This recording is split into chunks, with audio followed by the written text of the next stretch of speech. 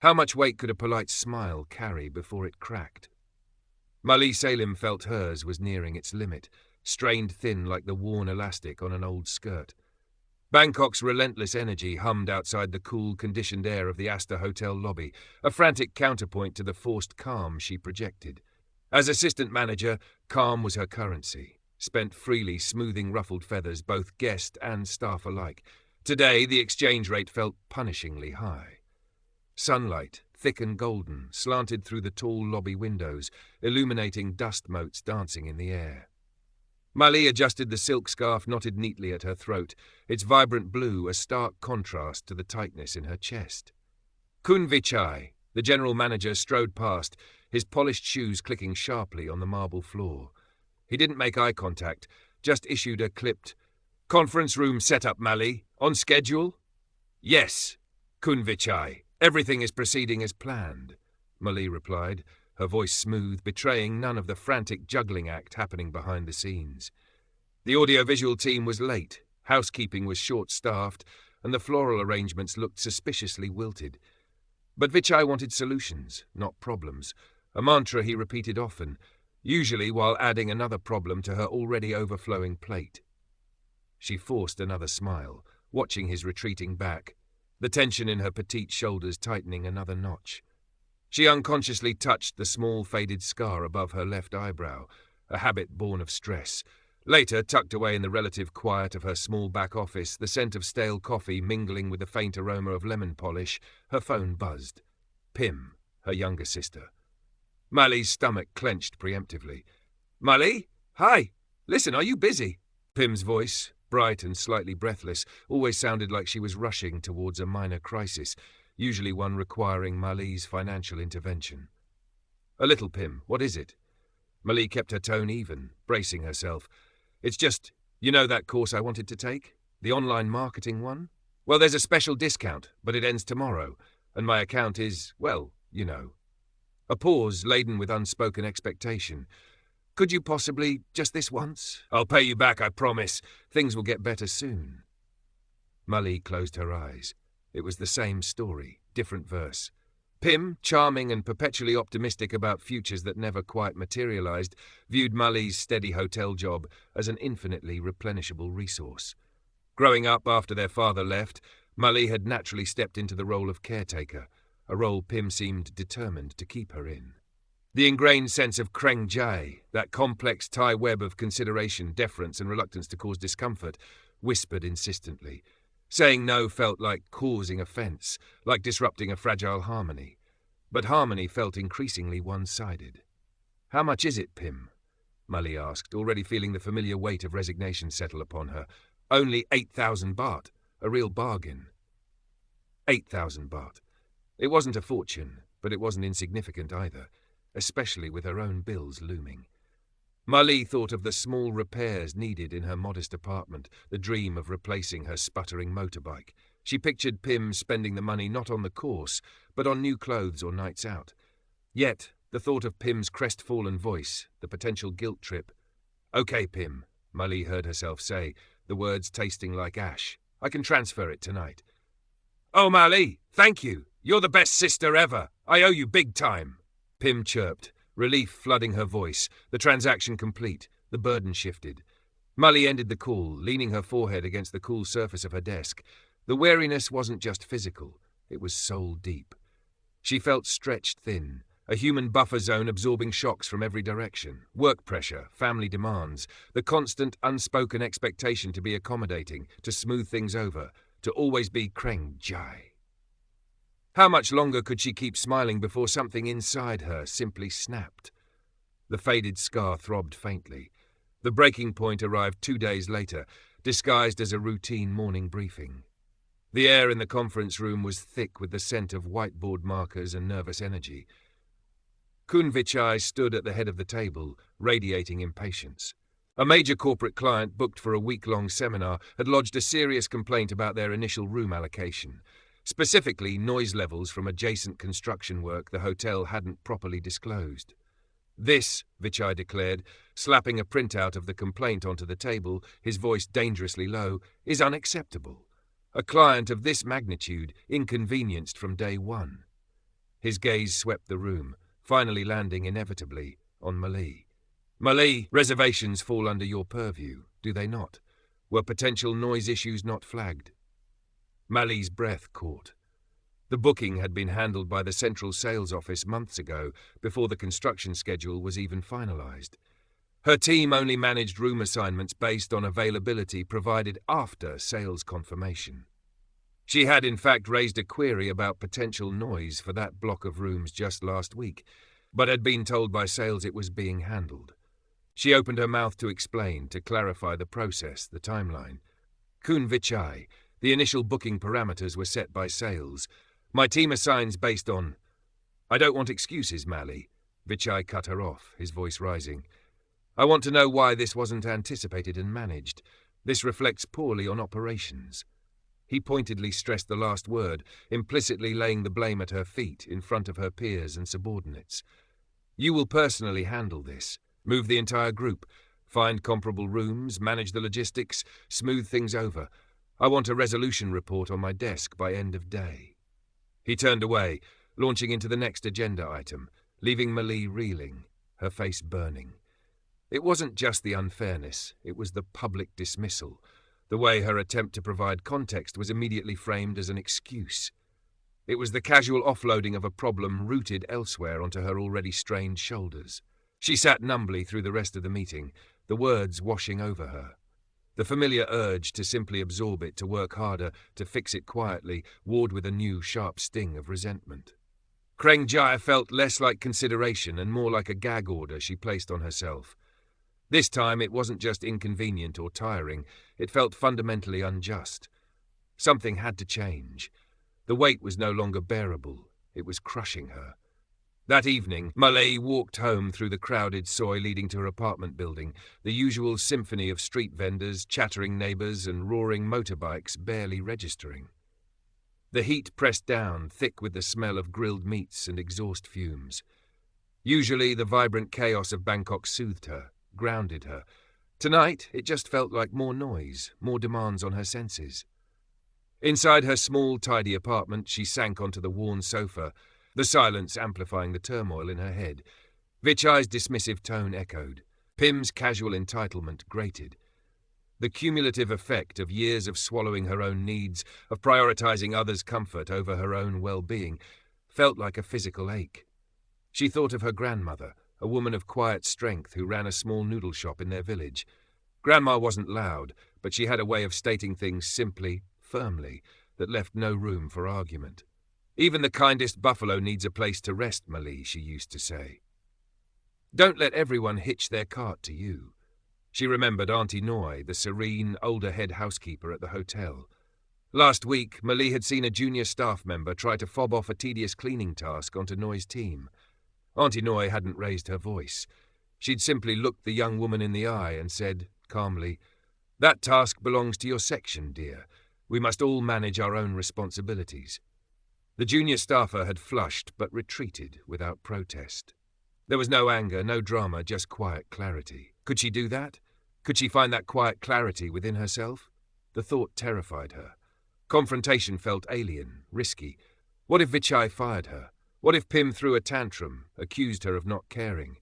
The fear of disrupting harmony, of being seen as difficult or selfish, was deeply ingrained. Yet the alternative, this slow erosion of self, this constant simmering resentment, felt increasingly unbearable. Maybe Grandma was right. Maybe Auntie Noi's way was possible. Not with anger, not with demands, but with simple, clear statements. Small steps. She wouldn't confront Vichai tomorrow. The thought alone made her palms sweat. But perhaps she could start smaller. Build a different kind of muscle. An opportunity presented itself the very next morning. As Malie left her apartment, she nearly tripped over 2 large, pungent bags of rubbish placed squarely in front of her door.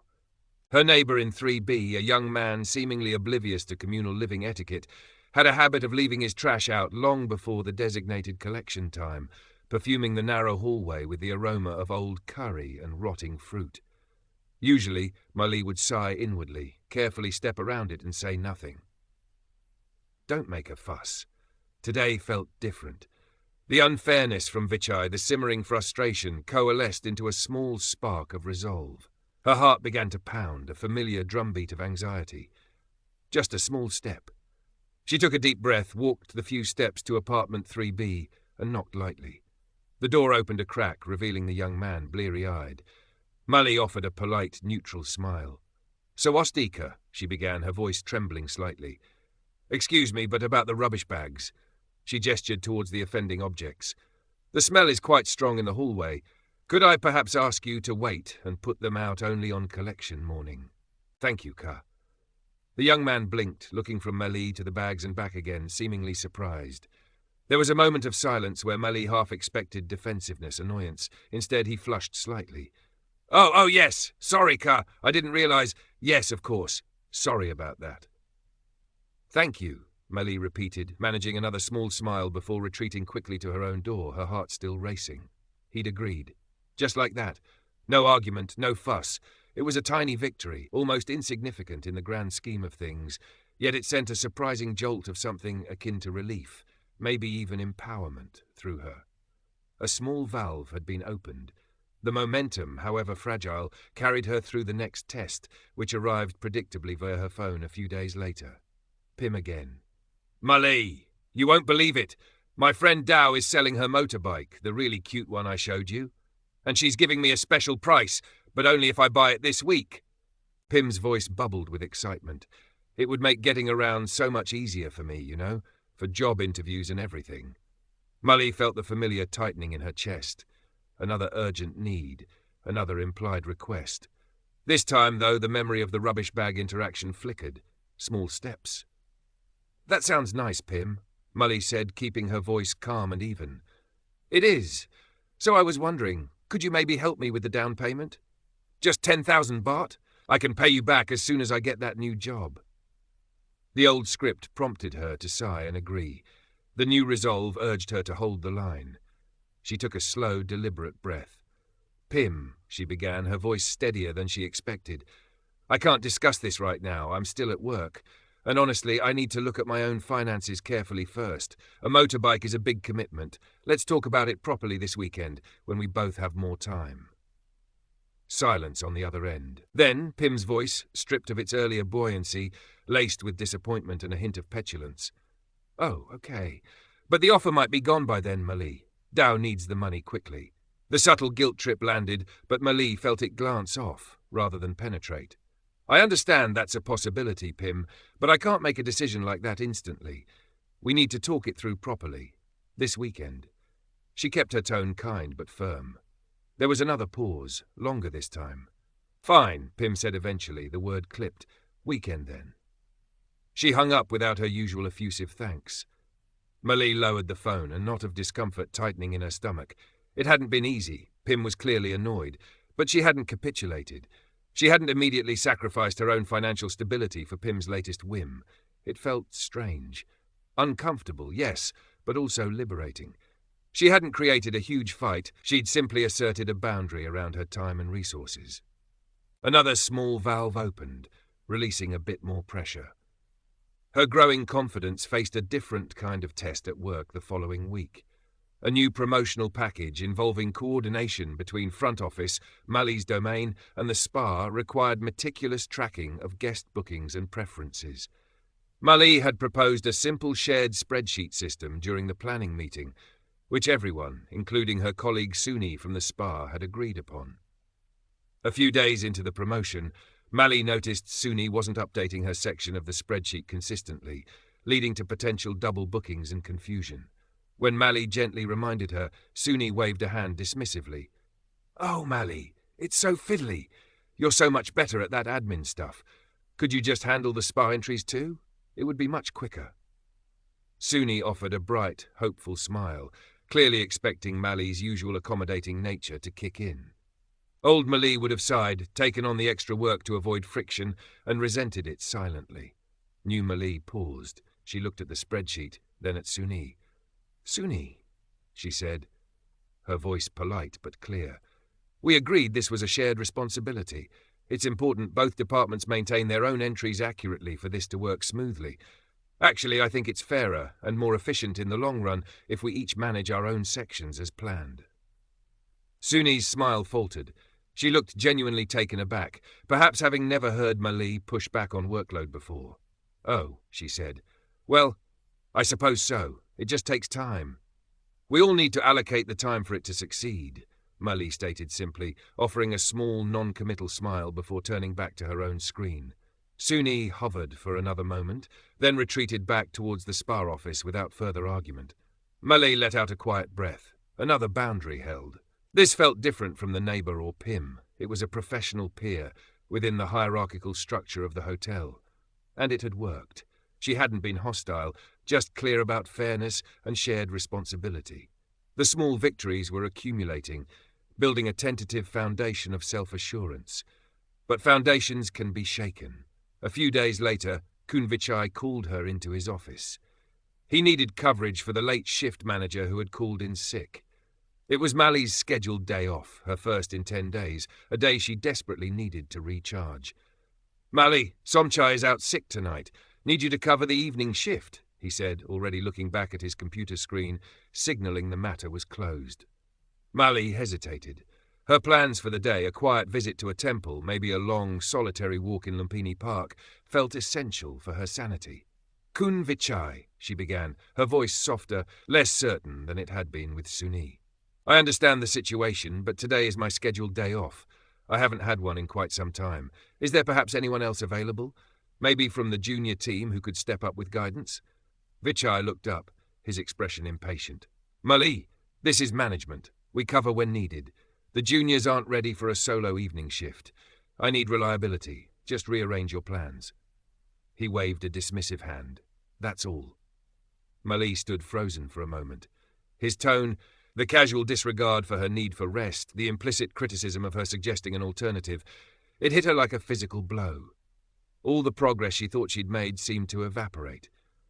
Confronting the ultimate authority figure felt impossible, the ingrained deference locking her throat.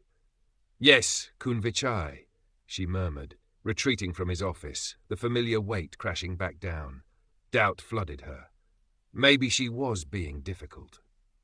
Maybe assertiveness worked with neighbours and colleagues, but not with the boss. The small valve she'd opened felt slammed shut, the pressure building once more. Her steps dragged as she walked back to her desk, the prospect of her precious day off dissolving into another long, demanding shift. The scar above her eye seemed to burn. The annual ASEAN Medical Conference descended upon the Astor Hotel like a monsoon storm, a whirlwind of demanding delegates, complex schedules and last-minute requests. Kunvichai, already operating at peak stress, became a pressure cooker threatening to explode. Mali and her team were running on fumes, juggling coffee break setups, urgent printing requests, and VIP airport transfers.